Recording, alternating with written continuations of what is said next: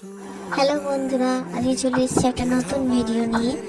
এটা আমার একটা পুরোনো পার্স ছিল, সেটার উপরে আমি ব্ল্যাক জিন্সের কাপড় দিয়ে আমি এটাকে কভার করে নিয়েছিলাম।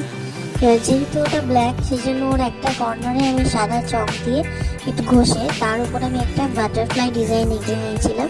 এবার ব্ল্যাক অ্যাক্রিলিক কালার দিয়ে আমি ওই বাটারফ্লাইয়ের বর্ডারটা কালার করে নেবো ফার্স্টে।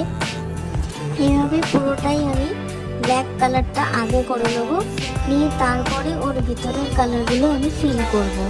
প্রথমে আমি একটা পিঙ্ক অ্যাক্রিলিক কালার দিয়ে বাটারফ্লাইয়ের যে আউটার পার্টটা রয়েছে সেইটাকে পিঙ্ক কালার করব, আর ভিতরের পার্টটাকে আমি করেছি হালকা ইয়েলো কালার দিয়ে।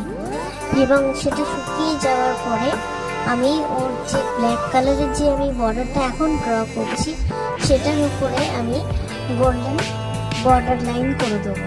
এইভাবে দেখো, এটা প্রথমে আমি কালো বর্ডারটা যেটা করেছি সেটা এটা হচ্ছে, এরপরে এটা হচ্ছে পিঙ্ক অ্যাক্রিলিক কালার।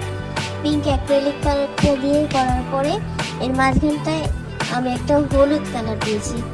সরি, এখানে আমার ক্যামেরাটা একটু ডিস্টার্ব করেছিল, তো ছবিটা এরকম এসছে।